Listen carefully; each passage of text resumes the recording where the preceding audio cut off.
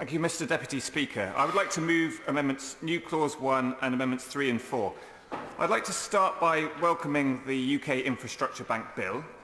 We previously had a Green Investment Bank founded by the Liberal Democrats in government.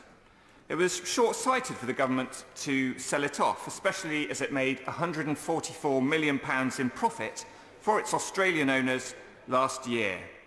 But nevertheless, we are glad in the Liberal Democrats to see steps finally being taken to put the replacement infrastructure bank on a statutory footing.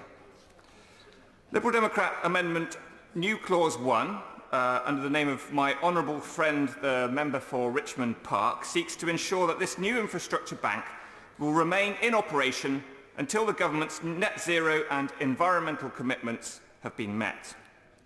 I hope to see this new bank change investment in green infrastructure for the better. This brings me to the two amendments 3 and 4 tabled in my name and those of Liberal Democrat colleagues. The amendments seek to ensure water companies set out costed, time-limited plans to deal with discharges before they get funding through the bank. This is important because communities across the UK are currently being impacted by the actions of some negligent and wayward water companies. For years, we've seen these firms failing to invest in our vital infrastructure, instead prioritising shareholder payouts and bumper bonuses for CEOs. It's shocking that this practice has been allowed to continue and that the government has resisted several attempts by the Liberal Democrats to clamp down on these sewage spills. South West Water, which covers my patch in Devon, was awarded a 1-star rating by the Environment Agency after having been found to have discharged sewage into rivers, lakes and onto our beaches over 42,000 times.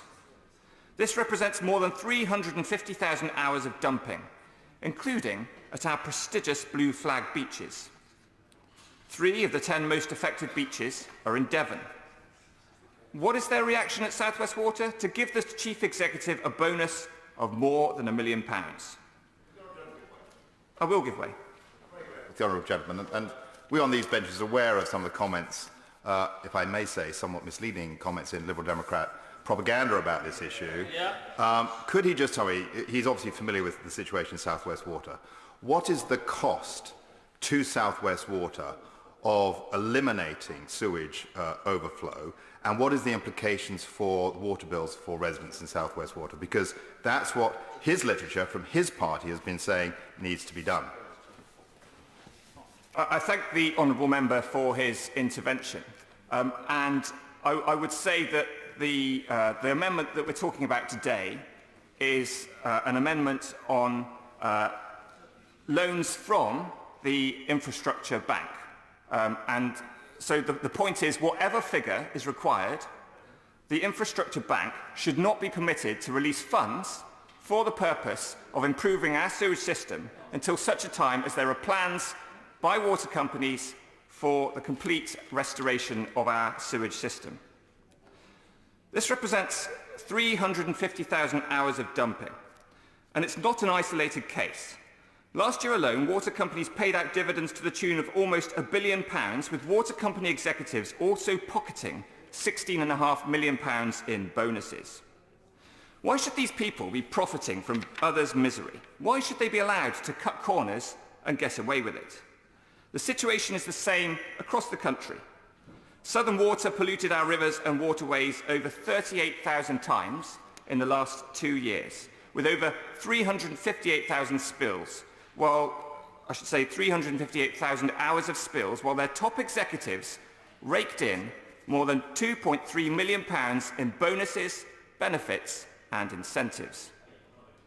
Thames Water discharged sewage into rivers and lakes 33,156 times in the last 2 years, lasting 378,977 hours in total, and their bosses took home more than £2.9 million on top of their already generous salaries. It is clear that these water companies are not being run for the benefit of the British people. Instead, we're seeing these firms that are content to sit back and watch profits pour in whilst communities across the country suffer. Their failure to redirect profits to patch up our ageing infrastructure and build capacity is not only seeing sewage dumping on an industrial scale, but also losing millions of tonnes of water due to leaking pipes. This amounts to a scale of negligence unparalleled by anything we've seen in recent years. This scandal must be addressed, and that's why I brought forward these Liberal Democrat amendments today.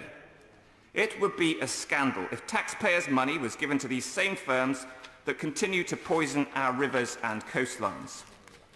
Without adding strict sewage conditions to this bill, we will be giving a blank cheque with taxpayers' money to fund these polluting, profiteering firms.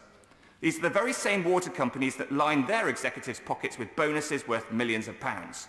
Now they expect public money to bail out the companies and line the leaking pipes that they've long neglected.